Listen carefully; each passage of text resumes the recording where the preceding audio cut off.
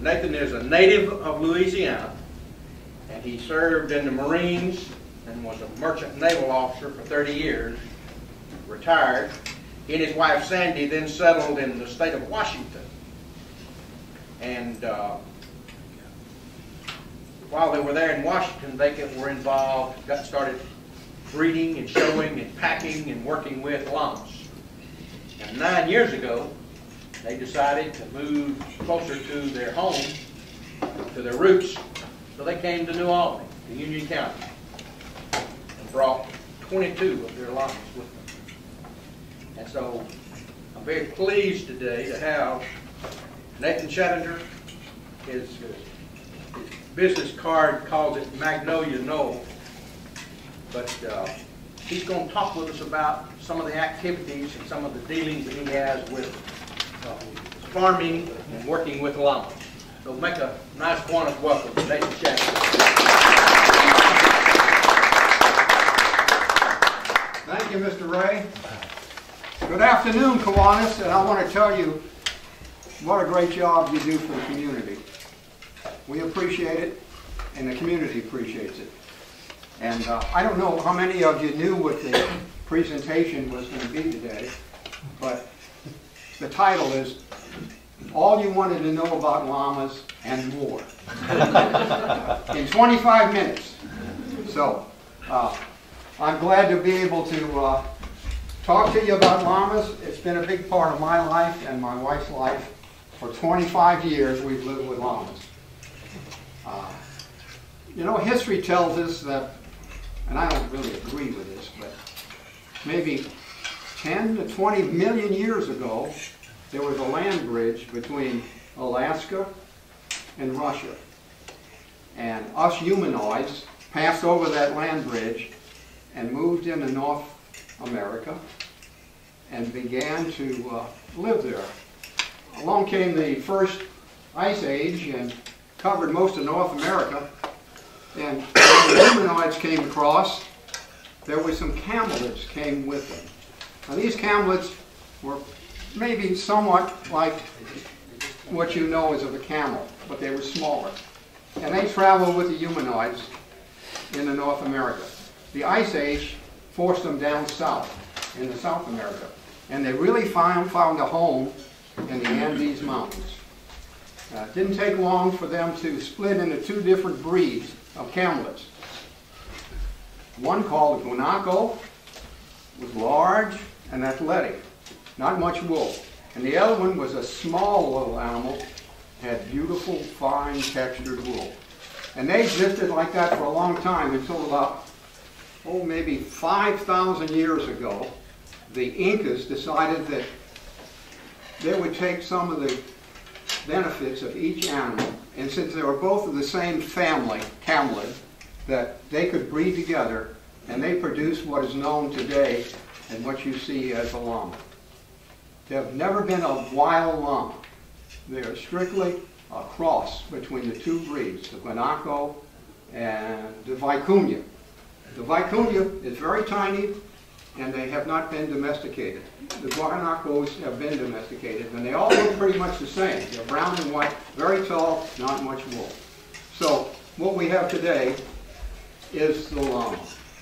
Now, some of the things we're going to learn about llamas in the next 25 minutes is just going to be a small amount of what the llama actually is.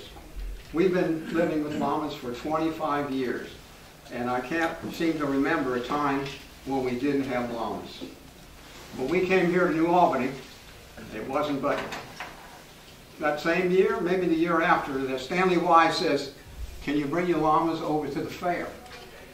And I said, "We'd be glad to." So we went to the fair, we brought 2 llamas, we put them in the booth, they were friendly boys. However, no one would come up to them. People walk way by, say, "Come on and meet your llamas." Now they walk by.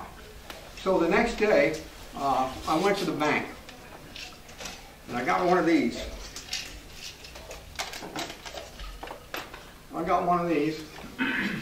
And when people walk by, I said, "Come see the llamas. If they spit on you, I'll give you this $100 bill." They had a lot of people looking at llamas. And what I learned from that, what I learned from that is everybody that goes to the fair in New Albany is willing to get spit on for $100. So we enjoy that. We really go places with our llamas. But let me tell you a few things about llamas. Llamas are gentle, intelligent animals. And when a little kid, what age do kids learn to talk? Maybe 12 months, 14 months? Learn to say mommy and daddy? The next thing they learn is llamas spit. And that's why we're here today with you, and why we go around in the libraries, we go to schools, we do the New Albany Parade. In fact, we got a llama that won Best Novelty Float. We have a plaque. And that's what we do, is try to educate the public about llamas. They're very popular on the West Coast. You'll be seeing more of them here. But that business about spitting, it's just like dogs. Llamas don't have claws, they don't have horns, they don't have hoofs.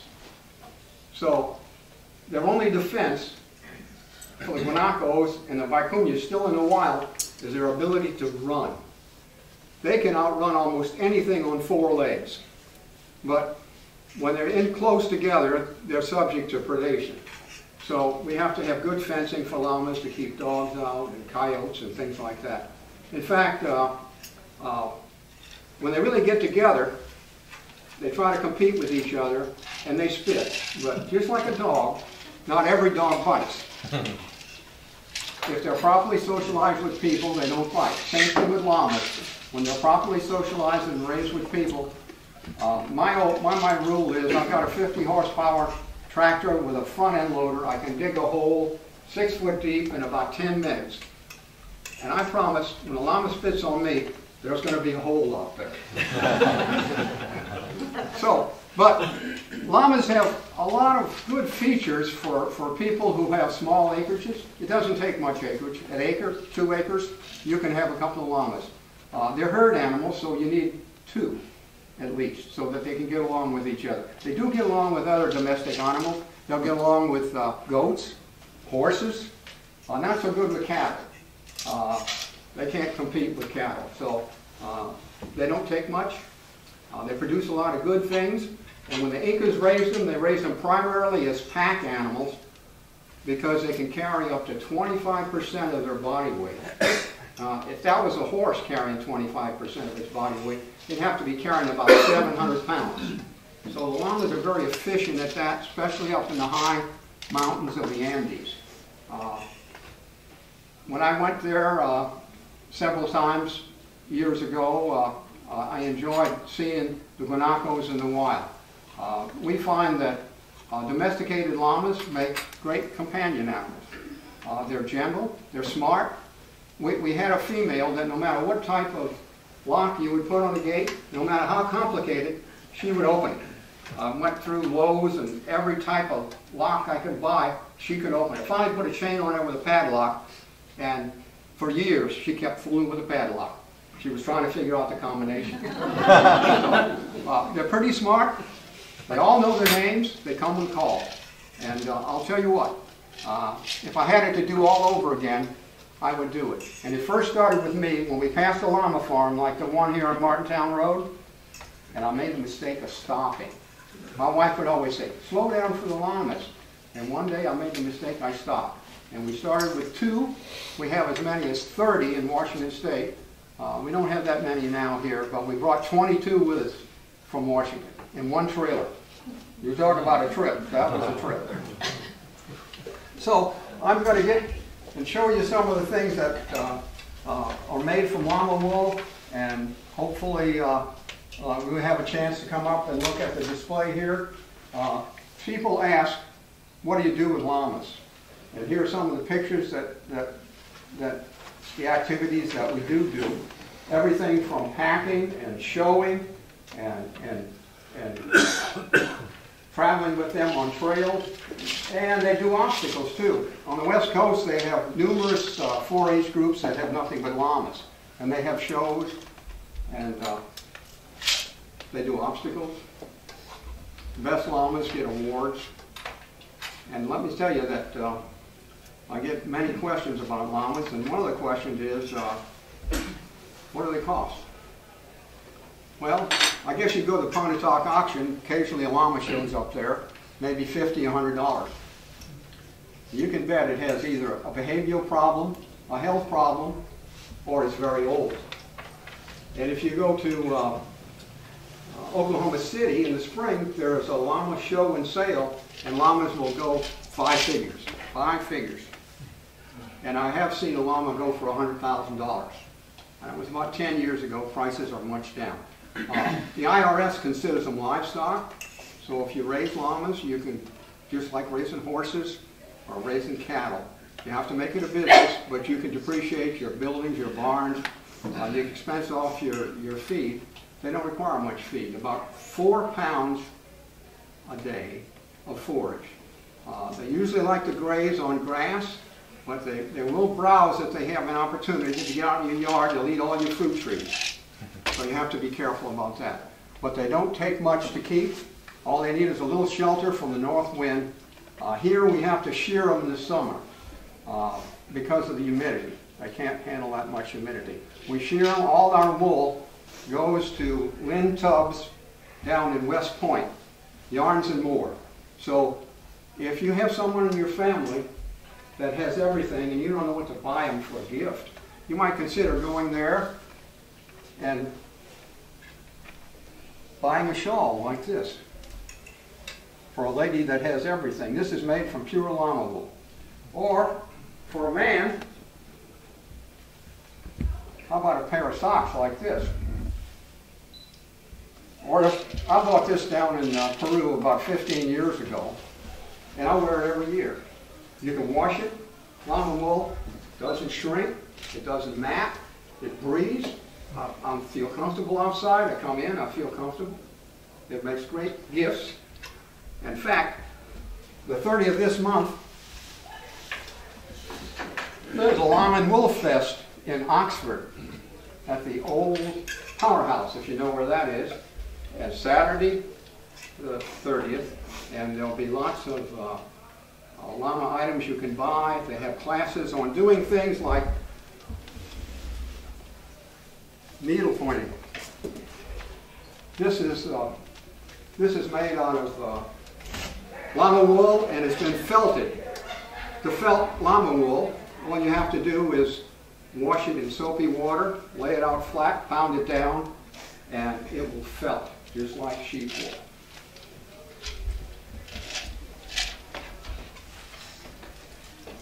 Most spinners don't like llama wool. Llama wool is hard to spin. It doesn't have the little whiskers that sheep wool has. This is called llama roving, and it is llama fiber. That's this in this bag here. That's made in a yarn on a spinning wheel, and they have to mix it with a little bit of sheep wool because it doesn't have the whiskers that keep it together when it's twisted together on the spinning wheel. Now, another thing about llama wool, it's washable and it doesn't shrink. It doesn't pill. How many of you men know what material pilling is? How about a lady what pilling is? Do you know what pilling is? What's pilling? It's when it kind of knots up. It knots up. What happens is the wool fibers break, and then when you wash it, it felts together in little balls all over the material. Now, some people try to pick them off, but, and you men, no one had the answer there. Sometimes we think we're so smart, but we ain't. So you know what pill now means. With llama fiber, it doesn't pill. Another good thing that comes from llamas is manure, and I didn't bring any of that in. It's pellet form. Uh-oh. What's that?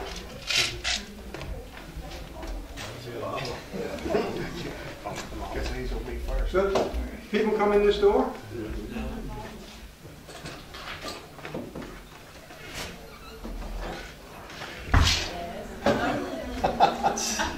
I had a feeling he'd follow me over here. How you doing, buddy? Well, let me introduce you to critical mass.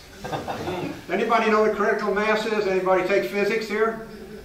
It's when you start putting atomic material together, it blows up. Oh, give me a kiss. Ah, yeah, he's my boy. We call him CM. He's an 11-year-old intact male, and he's the alpha male of the group. I just love him, and he's so gentle. He can be led by a 2-year-old, and yet we have to keep him separate because he beats up on all the other boys. He's the alpha male of the group. Some of the things about llamas that if you want later on, my wife will have him outside the door, and you can come up and see him up close. You can feel his wool. He's called a Surrey llama because his wool, if you notice, it kind of hangs down. Surrey means straight. His wool is straight. Some of the other llamas have fluffy wool, sort of like cottony wool. And yeah, I love you too, Ray. So anyway, I'd like to introduce you to my wife, Sandy. And she's going to come up and model a few things for you. If you look what she has around her shoulders there, that shawl, that comes from CM. He contributed that. She has some wrist warmers that are made by CM. Stand up a little further, honey. Yeah, that's right. And what I'm going to do is I'm going to pass around some sheep wool, a little sample of sheep wool, and a little sample of llama wool. You want to hold him a second, Sandy? He won't go anywhere. And I'm going to let you feel the difference. And you can see that they're quite different. Why is he putting his ear? Let his eyes go up. Thank you, honey. I got another thing I'll show you. A little bit $100. Why you getting red, buddy? Why you turning red?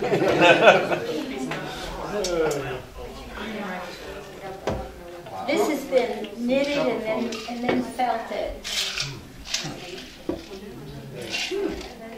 Now, see that hat there?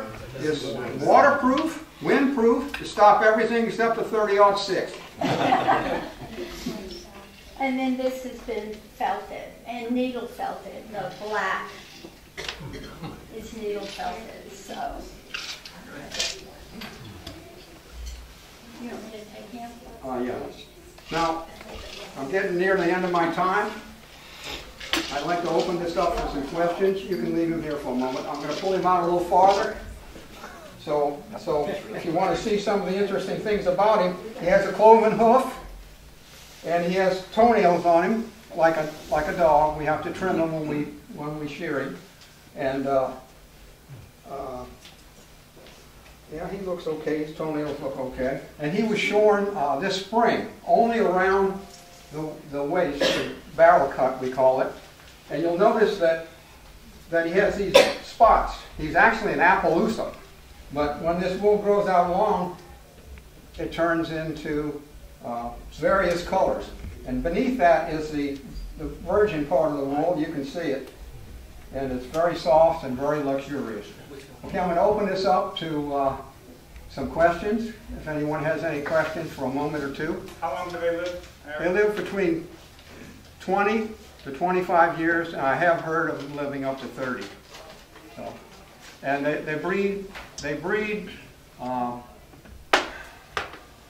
are induced ovulators, kind of like pigs or cats.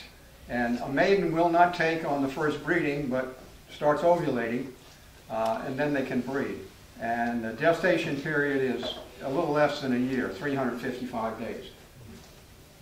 Any other questions? Yes, sir. Not a question, but at Christmas, when we were in Georgia, we did a drive-through nativity, and we always had llamas. And they are absolutely delightful, friendly, just, everybody wanted to be with the llamas. It was the best place to be in the drive-through nativity. That's great, that's great. And you're welcome to come by our farm to visit. We encourage visitors. And there are some cards up there. Take a look at our display. You're welcome to come by. Good idea to email or to call first. There's another question. CM is the official recycle mascot for New Albany also. Yeah, he's probably the best PR llama we've ever had, and we enjoy him, and we hope that we have him for a long time. We'll have him as long as we are along. So, yeah. Any other questions about llamas? Do you have baby llamas at your? Pardon? Do you have baby llamas at your house? We have what? We do not have We're any, not. we aren't breeding anymore. However, Nat promised me that in the spring, we're gonna breed a couple. We are slowing down. Getting I'm older, slowing down. reducing We the still go herd. packing twice a year up in the Smokies, but I'm 78, and you know eventually we have to quit this. If not, it's going to quit for us. Yeah. She has a question. What's the average birth weight? Around About 18 20 to 30 pounds. Yeah, 30 pounds is the biggest one I've seen. And incidentally, in guanacos, they're still wild. And when they're born, they're usually born before noon. Reason being that they have to dry off and move with the herd, so the predators don't get them. So that's interesting. So if you have a llama that's going to have a baby, and it doesn't have a baby by 1 or 2 o'clock, you got a problem if it's due, usually. But they're easy birthers, really. We have very little trouble. Most of them right away, and they do get their immune system through colostrum, a mother's milk. So if they don't get at least a liter of milk from their mother in 24 hours, they don't survive. But they're really hardy animals, we found. And in fact, if we had 13 kids out there, 2 or 3 of them would be sick all the time, seems like. So they're very hardy, and they don't take a lot of pasture. They do require some shelter from the cold wind, especially if they've been shorn. He does really well. He's most of the time outside. He doesn't go in the stall very much. So any more questions? Well, my time is almost up. I would like to thank Mr. Ray for inviting me here. I particularly want to thank Janet and Taylor's for letting us come in here and present to you all you needed to know about llamas. And if you have any questions or want to look at the material, you're welcome to do so. She's going to take him outside if you want to come around and back and look at him close up and maybe touch him. You're welcome to do so. And I thank you for permitting us to have him here. Additionally, I'd like to thank Channel 99 for filming this presentation. Thank you.